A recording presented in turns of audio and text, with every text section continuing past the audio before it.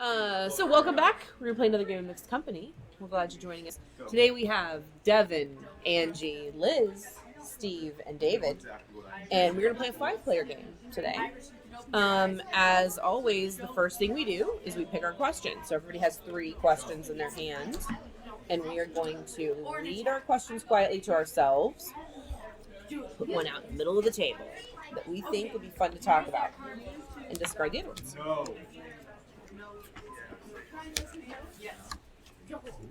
Oh, no.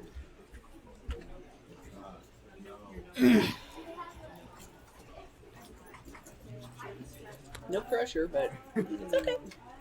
All right, and then we have 5 players, so we have 5 questions, so we need one more to make it 6. Go. And actually, let's flip them around and we'll have Devin read this time. okay. So we will start with: if you were bitten today, would you rather become a vampire or a werewolf? If you found out that your friend is cheating on their spouse, what do you do? What should be free that isn't? If you could see one measurement or statistic over everyone's head, what would you want it to show? That guy. Sorry. Should the drinking age be lowered from 21 to 18? What would it take for you to lose your job rather than do something your boss told you that you had to do? Okay, so everybody has 6 votes. We have 3 yeses, a veto, and 2 no's. And we will each vote on 3 questions.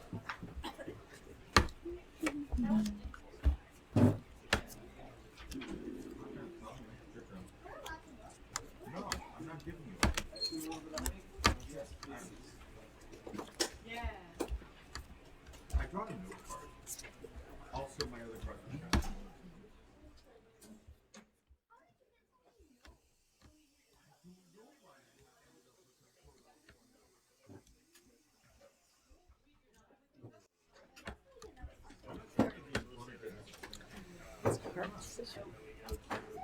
All right. Everyone's in? Discards.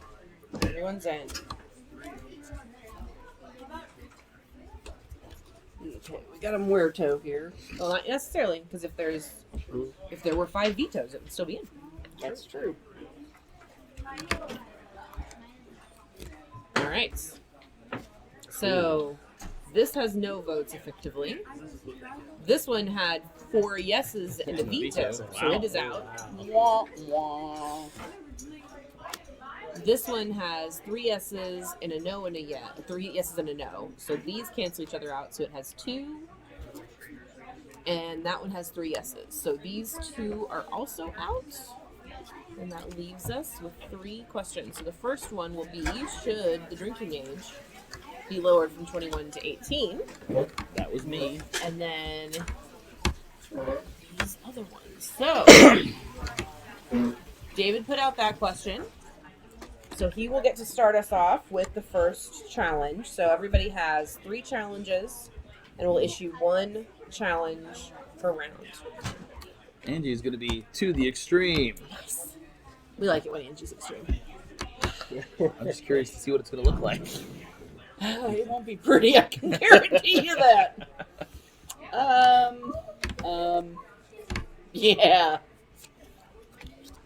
Look, Ma, no hands.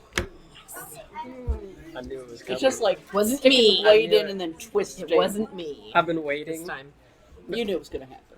Whenever it's a game, normally it's between you two, but I knew when I joined in it was coming up. Oh, yeah. Had to happen. Okay.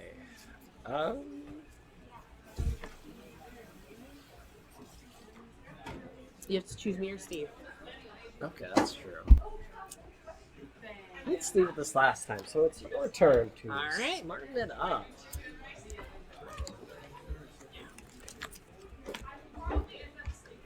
Break it down, Steve. Break it down. Okay.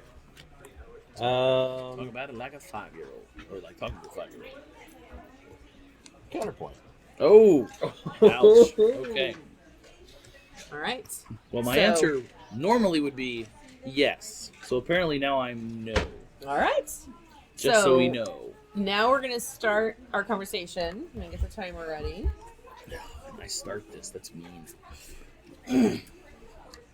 Ain't it great? And we will be using our action cards during the conversation to engage each other. When someone plays an action card on someone else, if that person participates, they get the person who played it gets the point for engaging them, and if they do not, they lose a point for not participating.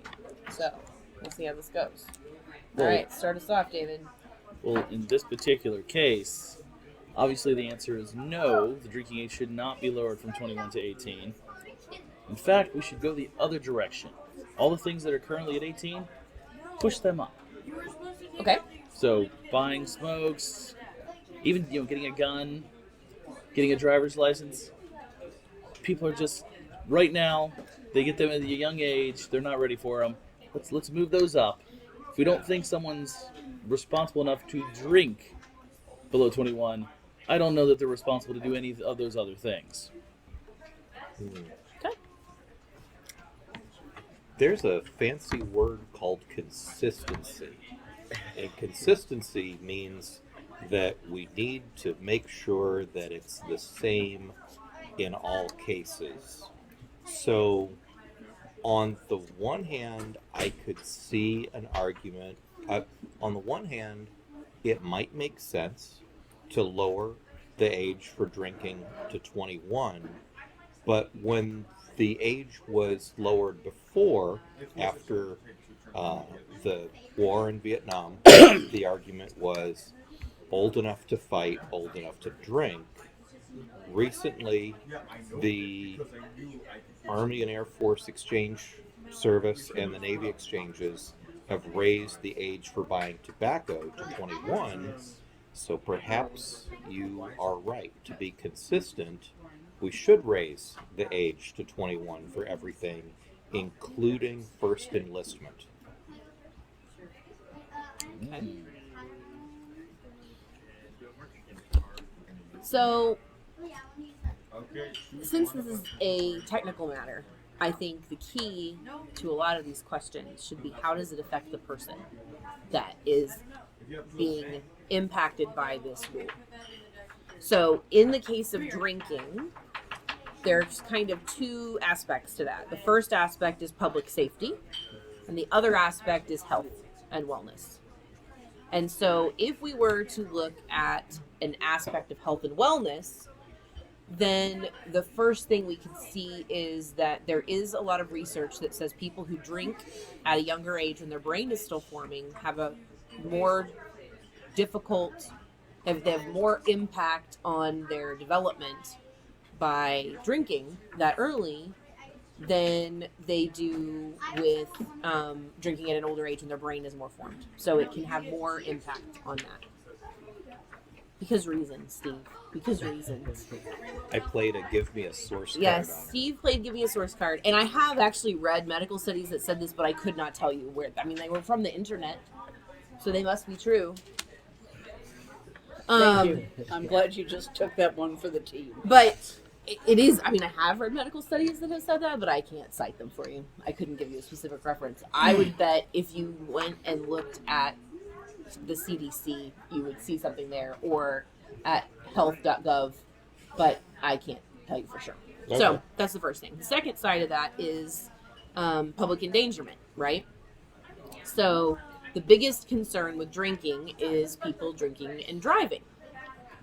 And we know that 18-year-olds are much less responsible with driving, if for no other piece of evidence, than insurance rates. So insurance companies are going to have higher rates for the highest risk drivers. 18-year-olds have higher insurance rates than 25-year-olds.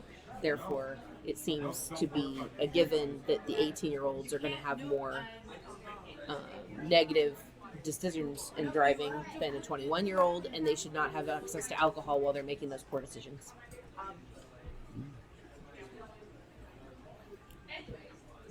I think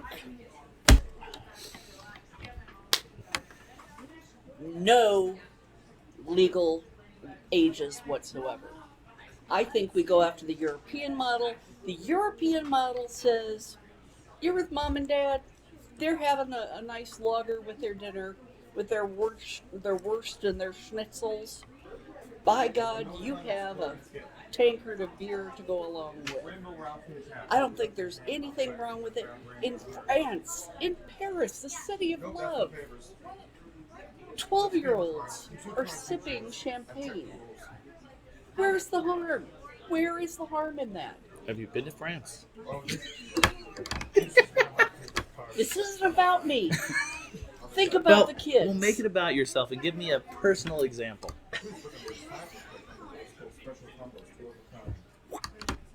I perhaps may have at one time, or maybe a couple of times, when I was younger, I may have drank less than legally. And unfortunately, when you're drinking and you're younger, you are drinking, I don't know if recreationally is a nice way to put it. It's almost like a competition. Who can drink the most? Who can hold their booze? You know, who's a lightweight? You know, panty waist, whatever. Binge drinking drops exponentially if there is no drinking age, because it's not a big deal anymore. It's just like today I'm going to have a Pepsi. Tomorrow I'm going to have a Bush. Bud. Stella? No, never a Stella. So that's my take on it. I think none.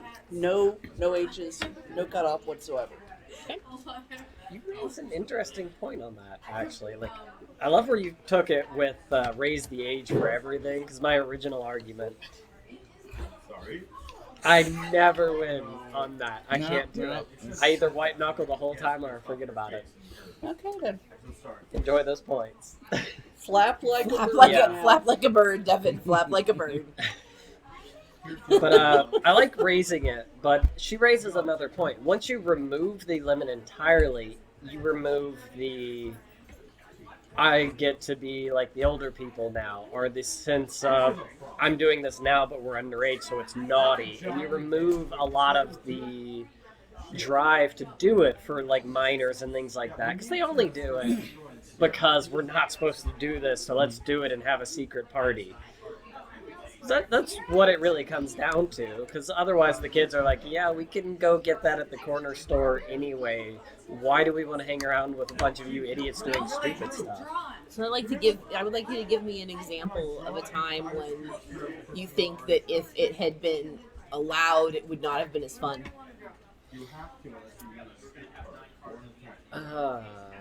Let's see. And bear in mind that people you know might be watching this.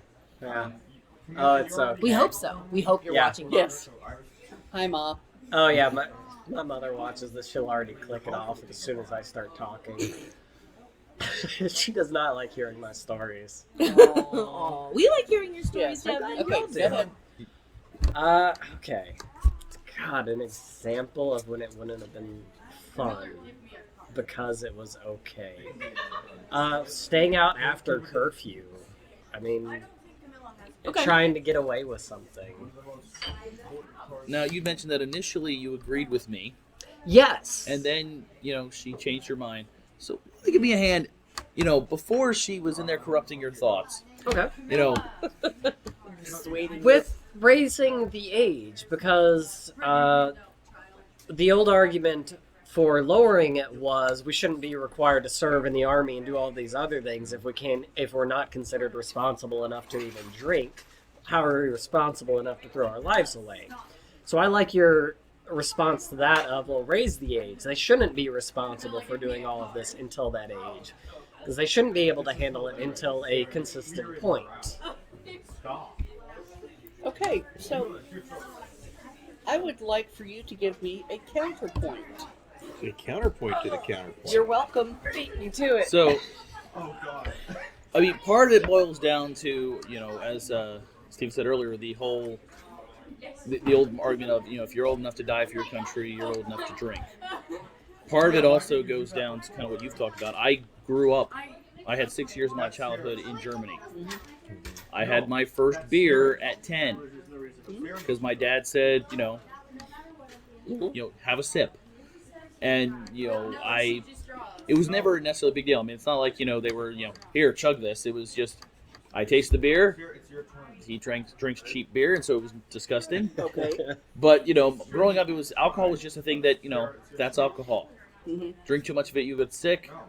That was about the only taboo there. It was never, no, that is evil, stay away from it. So growing up, I never got into the whole binge drinking concept. Like, that just never clicked for me. Okay. So that is our time. You can go ahead, Steve. You have a final thought? Go ahead. Give us your final thought, and he gets the point for the counterpoint. Okay. Or she does.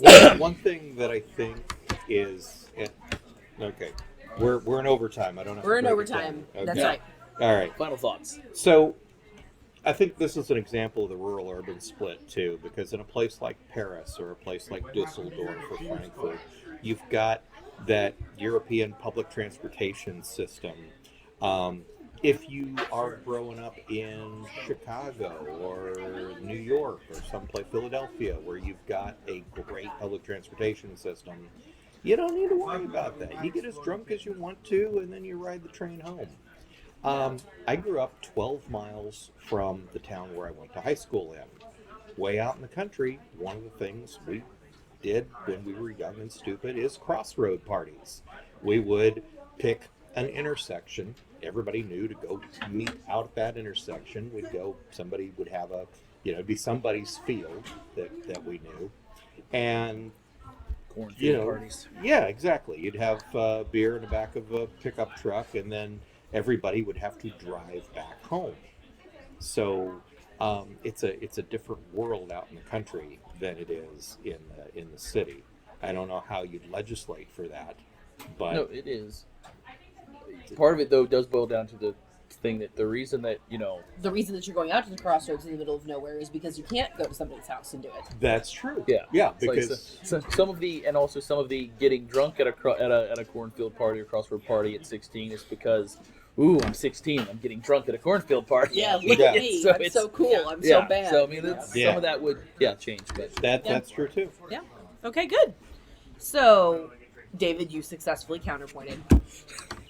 Good job. You're welcome, though. Good yes, job. thank you. You And- pointed and you counterpointed. You Yes. did. And I think you did a good job of breaking it down. Yes, Steve. it was. You did. Thank Did you. I smarten it?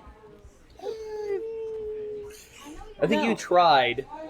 Even though I you was didn't have a citing, like, source. arguments for the specific arguments about it was a medical thing and a public safety thing and You listing rolled out. over and showed I- your belly. I think though. you tried until you said it was on the internets. Well, Yeah, Grumpy Cat told All me right. this was real. Come on. Come on. We already know that. At he least lost you the didn't hands. fail as And hard as me. I mean, you went full into the abolish. and Angie did extreme. That was, Yeah. Angie did Yeah. extreme. Okay. All right. So, next question. If No you. trophies. Oh, you're right. Sorry. Trophies is his. I'm skipping a step. It's been a little bit.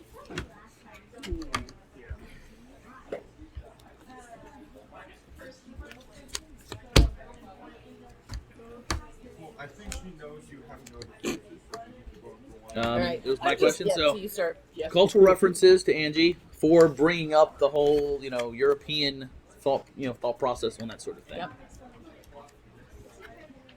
Yeah. I'm Best gonna. personal example to Steve Oh. for Crossroads Party. Okay. I was gonna give you best wordplay for bringing in the old enough to fight for your country, Yep. Oh, okay. old enough to Thank you. drink. yeah, that was supporting points for that Oh, and thank you. consistency.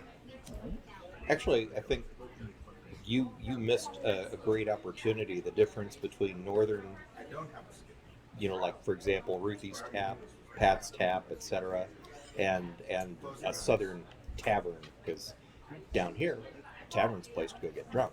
Oh, yeah. Up there, tavern's a place to go get fried chicken and have. Pancakes. Yeah. Yep. Have a nice drink, sit down with the boys, and catch up on the week of conversation. But nobody's getting noticeably drunk up there. Yeah, and I think that's a cultural difference Yeah. between up there and down I here. was so surprised when we came down here, and I'm from Iowa, and we have little taverns, and the taverns have fried chicken night on Wednesdays, and fried catfish on Fridays, and whatever, and they come. Well, it's a thing, but the whole family goes into the tavern and eats. Mhm.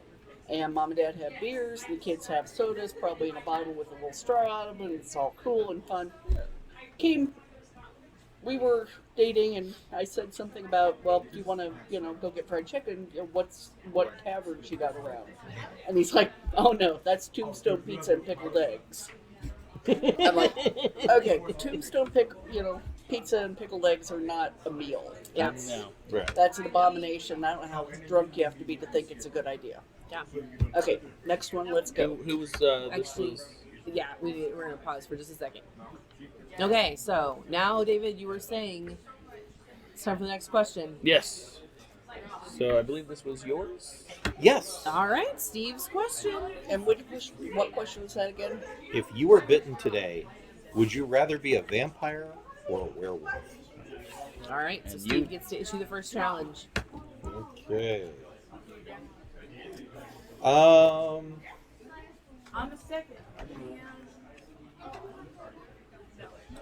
You can't say supernatural. I can say other things though. Yes, you True. can. I'm not sure if that's in reference to Yes, the you can. card or. Yes, exactly. Okay, so I am going to challenge you to take that to the extreme. Extreme Devin. Okay, and this is one I can have some fun with. I To just the have to extreme. say. Okay.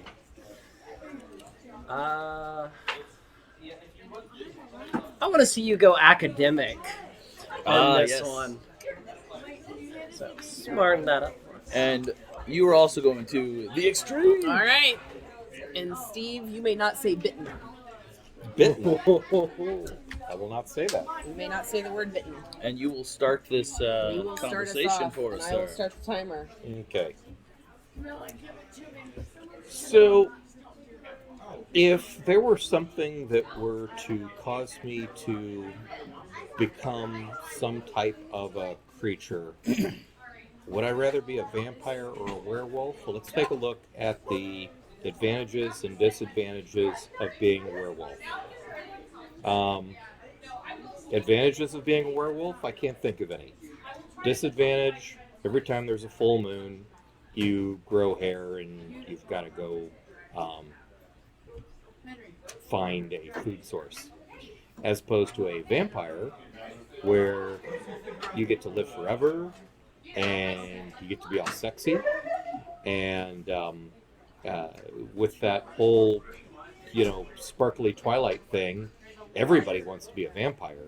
So, you could probably advertise in Craigslist. I need to turn somebody into a vampire, and Looking you'll get for prey. Yeah, I'm looking for prey, and you'll get volunteers. So I see all the advantages with Team Vampire. Okay. So I think that we need to require a certain percentage of the population to be turned into vampires. And there should be a process that they have to go through to be qualified to be turned into a vampire. And it's elected by the people in their community, because we need to have people that are actually interested in the long-term impact of the actions of the community on the world around them. And so if there was a group of vampires that were responsible for making sure that the community had more responsible engagement with sustainability initiatives and long-term impact on what was going on around them, then we would have somebody that had a vested interest in making sure that we reduce our carbon footprint So you're looking and for recycle green more. vampires. I'm looking for green hippie vampires. But given the choice between werewolf and vampire, which would you rather Oh, be? vampire. Okay. I'm vampire. Because, again, then I have an opportunity to correct problems in a long-term environmental impact on the world. Because if you're a vampire, see, when you think about vampires and werewolves, it's very unusual for you to run across rich werewolves. That's true. Vampires get rich. Vampires have the opportunity to gain lots of wealth and money, and then they can use that wealth and money to help impact and make changes in society, right? And also, vampires can just blood bag it. So, Yeah. and if it's a community thing, then the community is giving you the blood to be part of the system. So, I tend to lean more towards the lycanthrope side of this scenario. While the vampire, yes, you have the concept of living forever, except for you can't see the sun anymore, you can't enjoy food or good wine anymore because your food source, your drink is just blood. That's all you got. And while you talk about vampires being sexy, in most cases, a vampire, they go from being whatever normal individual they were to now an undead, immortal version of themselves. It doesn't suddenly, they don't grow charm. They remain. unless you're Twilight Vampire. I was going to Twilight say, vampires are a different thing. yeah, are we talking the traditional vampire, or are we talking the Stephanie Meyer vampire? Because the Stephanie Meyer vampires can be out in the sun, and they turn all sparkly, and See, I don't think they really qualify as vampires if you go by most of the historical myths. Whereas a lycanthrope, yes, during the full moon, so about 3 days a month, you become hystert, you grow some claws, become a little hangry, and you go out there and hunt down something to eat. And you're right, they don't tend to, you don't have as many rich werewolves in lore. Vampires are only rich in lore because they've lived a long time. Or because vampires tend to prefer to go snack on rich people. Eat the rich. Pretty much my favorite saying, yes. I'm actually going to agree with you. I think that werewolves are the way to go. First of all, I think that the idea, the concept of vampires amassing a great fortune and werewolves not is kind of short-sighted, because what you're neglecting to take into account is the fact that werewolves have a pack mentality. So you have a group or a collective that is all working together towards greater good, and each can give whatever they can to the collective. So it would basically be, I don't know, something that I think you would probably really like, Liz. so vampires are socialists.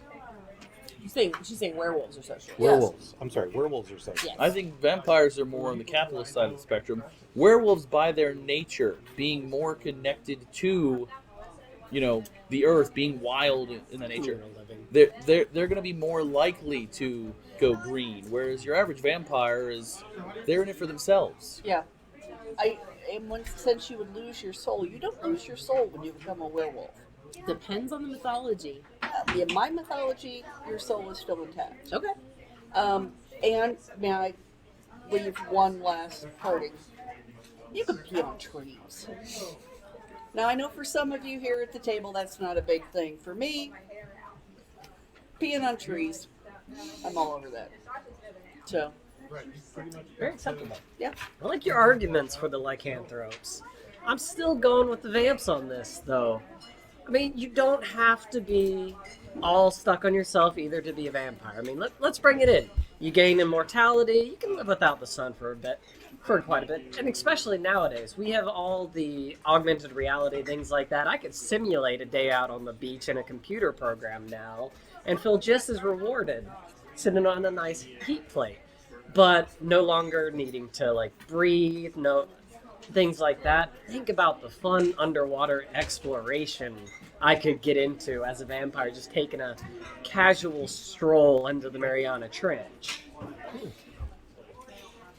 And when you mentioned the lore and the mythology, I feel like maybe there's a particular television show that maybe you're drawing some of this from. There was a great show a while back, and I apologize, I don't remember what the name of it was, but there were 3 people in an apartment.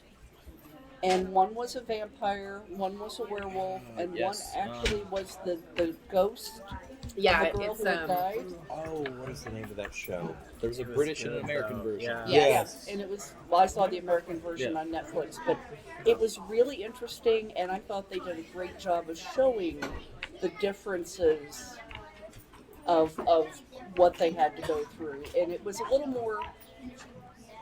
little, dare I say, meat and bones. Yeah, I'll remember. I'll remember in a minute because I've seen that one too. Yeah. I wanted to say, I think you brought up the no more drinking, or somebody brought up the no more drinking for vampires. And I thought, not necessarily. You can't drink yourself, but it's more motivation to be a better host. Because you could get your friends or somebody who doesn't mind you drinking from them to enjoy the alcohol ahead of time, and then you enjoy it secondhand. Oh. But no. being a vampire, you're healing so fast, you're never going to actually become intoxicated. Your body's See? purging those toxins by it, just automatically. Well, yes, but you still have a few moments, and you would always be able to safely drive your friends home. No, this is true. Unless they had to go home during the day. Blackout vehicles. It is so Illegal. easy. Not for vampires. He's changing the laws for the vampires. I mean, I would be happily You to can't- register you as a can't vampire. black out the entire The windshield, windshield, though, yeah. Some It's one way. Some sunlight. Yes, in. Sunlight is coming in. Yes. But that's the And thing. you are with blackout. smoking. And I don't mean with a cigarette. You're smoking. So, Angie, I want you to give Devin and I a hand on why you think it could be cool to be a vampire. What's a cool reason to be a vampire? How many decks is there total? You would live for such a very long time that you could draw an amazing wardrobe out of pieces that you've worn, and you would never get fatter or skinnier, so your clothes would always fit you. So you could be the most stylish, soulless ghoul in the world. Good. One thing about the rich vampires, is because of the longevity of vampires, it's all compound interest. Yep. But you would have to have a Renfield. You would always have to have a Renfield to do some of your banking, some of your purchasing. I don't know, you can do almost all that online now. Yeah. Not all of it, though. The modern world does make it a little easier to be a shut-in. Yeah. Or, a personal assistant. Right. Yep. That's what Okay. ghouls are for. I believe that's That's what time. rules are for. Exactly, that is time. So, first, we resolve our challenges. Steve did not say his naughty word. He did not. Neither did Angie. And I thought, sure, F you. because And the horse you rode in on. what that TV show I was referring Yes. to was. That was Supernatural for those of you out in cheap seats. Devin, I thought you were I felt like you were extreme. Yeah. What about me? Was I extreme enough? I think so. I mean, Yeah, you okay. you came up with an entire hippie vampire subplot. Right. And you smartened it up. Yep. Yep. You used fancy words. Okay. So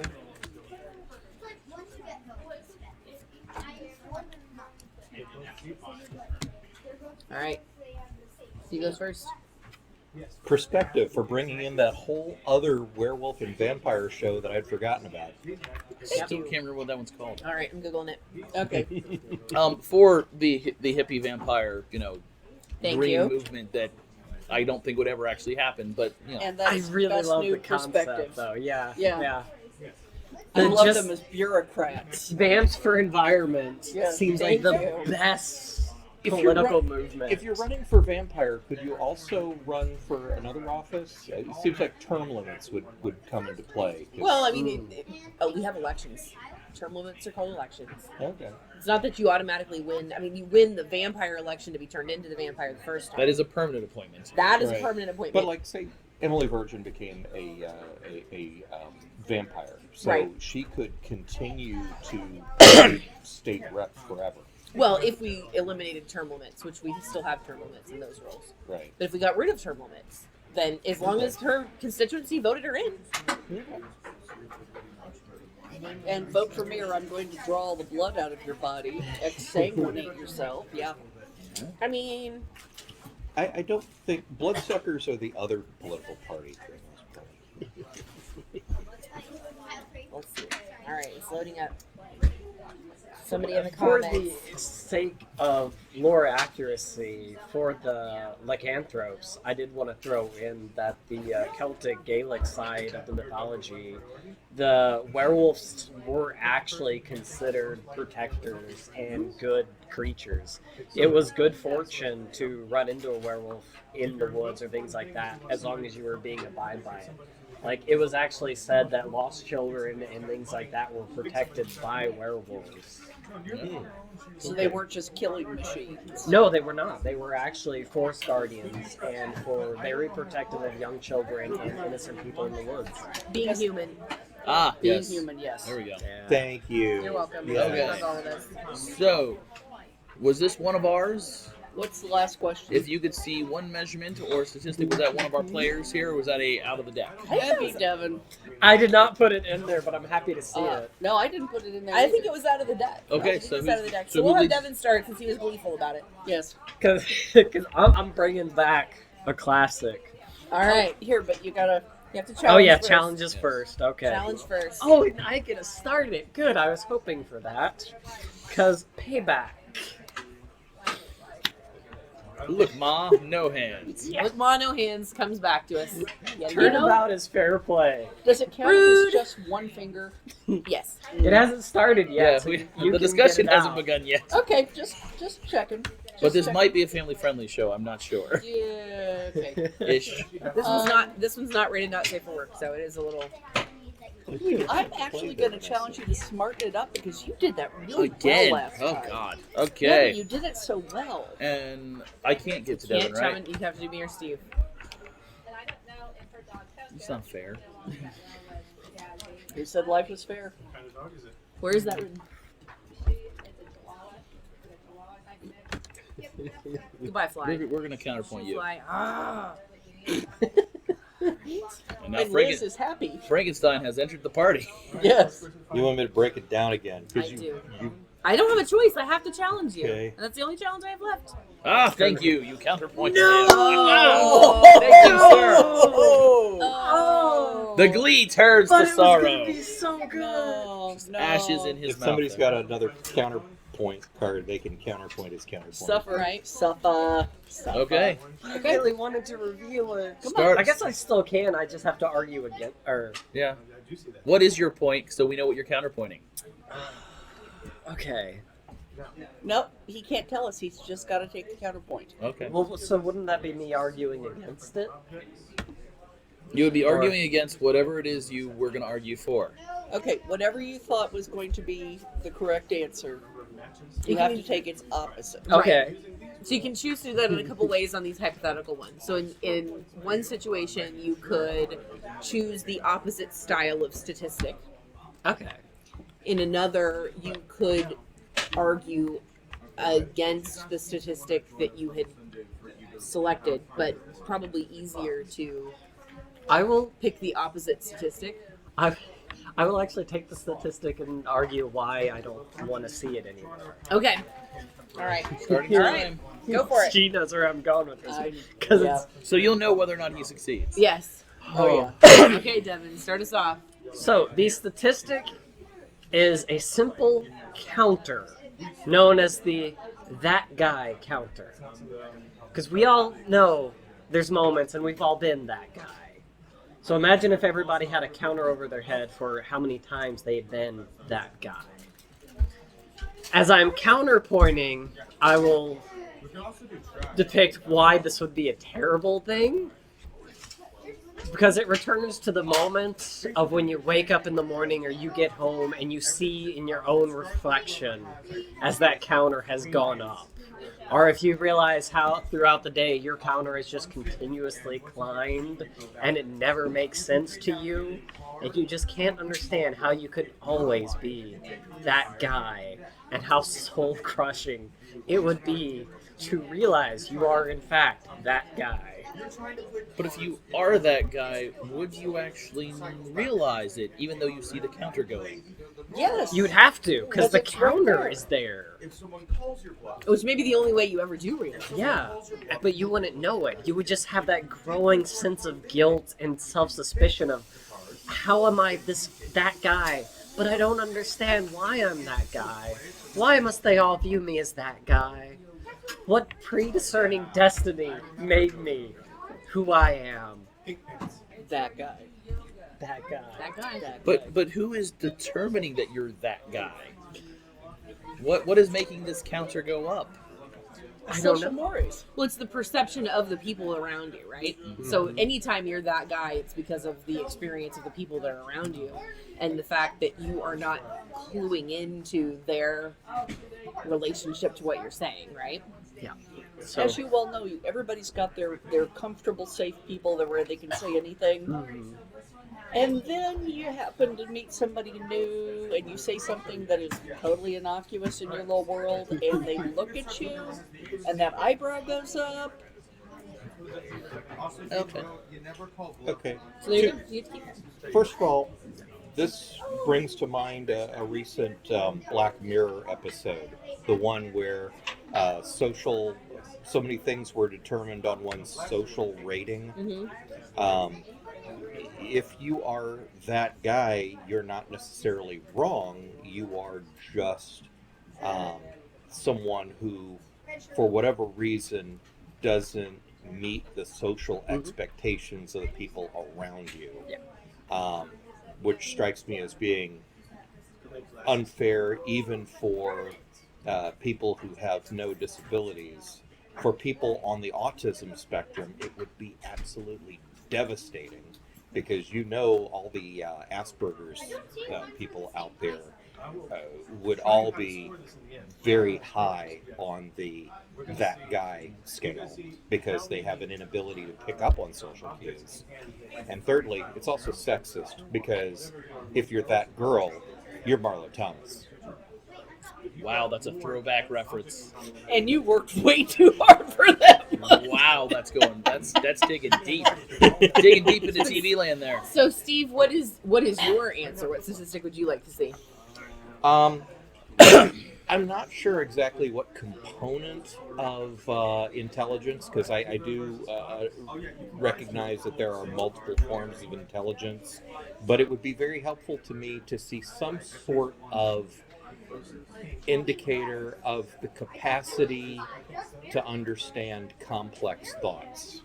Because if I'm dealing with someone who is only a concrete thinker, who does not necessarily think things through, that are not good cause and effect thinkers, there are certain places that I'm just not going to go with those people. Okay.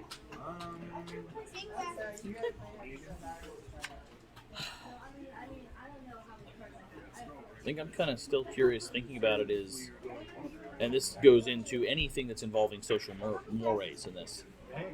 Culture constantly changes. So you flub the social moray today, your counter goes up. But then if the people whose perception fed into that calculation changed, does your number stay static or does it reduce? If the mistake you made previously is no longer a social faux pas, does your statistic still stay high or does it reduce? Is this a sliding scale or a fixed number? I love where you're going with this, but I can't wait to hear your example. Yeah. So, Because I can think of a lot of examples the other direction. well, and that there's definitely the example the other direction is, 100 years ago, if I made a bunch of racist remarks around a bunch of fellow white people, it would have had no effect on the counter above my head. Today, that number's going to start skyrocketing up very rapidly. Depends on who you're hanging out with. But this is true. This is true. But then that also brings up that question of, where again, how is this calculation being made? If it's based on strictly the group that you are, the people that are within a significant proximity of you, then that number is a meaningless value. I would say it's static because that guy factor is more about the awkwardness you cause for someone else. So it's more of you putting somebody in a state of either uncomfortable or awkward that they have to double take when it could have been avoidable. Say you had paid more attention or you had that momentary censor. Or because even I'm guilty of it, like, oh, I was that guy because I did not think about this fully in regards. Like the poor cosplayers. Well, then in that scenario is what's the timer on it? Is it the moment you made the mistake, you're that guy? Yes. And your rebounding from it has no impact at all? In which case, that counter is now just a growing punishment that is never going to go away. That's why I said it's a terrible idea. It is a terrible idea. I'm not going And to. who played that on? Yeah. I think it was Steve Like, played yeah. that. Yeah. So, So I'm gonna say that I think all the statistics should be over your head all the time. I mean, I know we're supposed to only pick one, but I'm gonna pick one panel of statistics Okay, what's your panel? that goes over your head, and it's any statistic that anybody wants to see at any time. So we have an app, So we can all customize so it. we can all customize it, and we can choose all the statistics that we want to see at any time, and you can't control it. You have no control over the statistics that other people see. that's interesting. Don't you view that as kind of a dangerous invasion on people's... Well, but it's everybody, so it's egalitarian. From a research standpoint, it's just terrifying Yeah. because everyone is then automatically biasing themselves based on the information they've requested. I can see that. That's cool. I mean, you're not wrong. Yeah, it's like I've just by choosing, is there a limit to how many you see, or is it just because if you can turn them all on at once, So let's say, because this has one, Yeah. let's say there's one. so you have You to have to pick one at a time.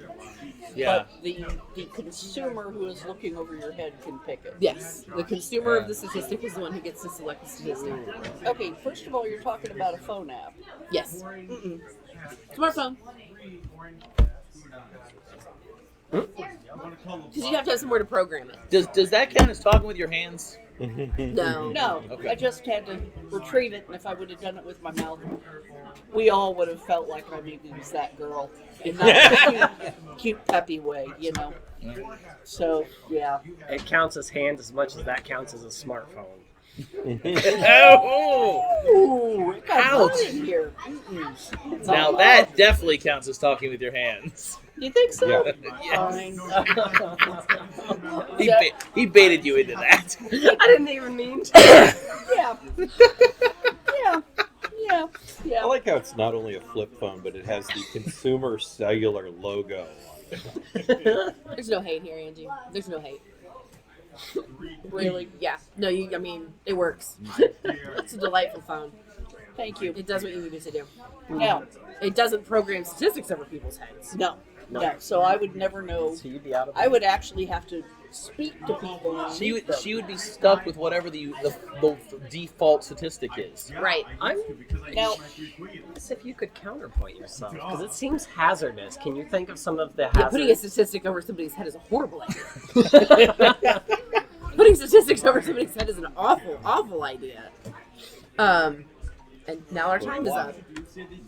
Well, because it is hazardous. I mean, just like if you boil a person down to one number, and you're biasing that by creating that number, then you never actually get to know anybody. Ooh. And it would be sad. okay. It would be sad. Well, obviously I didn't do mine, so yeah. I don't think you really broke it I down, don't, Steve. did not break it. Who gave me that one? I Yeah. feel like I smartened it up. Yeah. Yeah. I've seen you smarten it up more than that. Yeah. It's a lukewarm, yeah. I feel like I counterpointed. yeah. Yes. Yeah. I'll leave it up to election. You counterpointed based on the way that you outlined your counterpoint to work. Yep. Yeah. bonus round, I do have a statistic that would actually be useful without Yeah. being invasive. Interest in conversation. Okay. So when you're talking to somebody, you can actually see if they're engaged or if they have no interest, so you're not just wasting So everybody's that they know if they're an audience for your game to start with. Yeah. Yeah. There you go. So trophies. Trophies.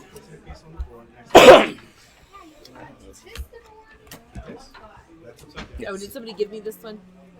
I don't know. think so. That or you forgot to give one out last turn. I think I forgot to give one out last turn. I was going to give it to Angie for the show. Yay me. Yeah, Okay. I think that was it. I think I forgot to give it out last turn. I'll take what I can get. I'm not proud. All right, Devin, you start us off.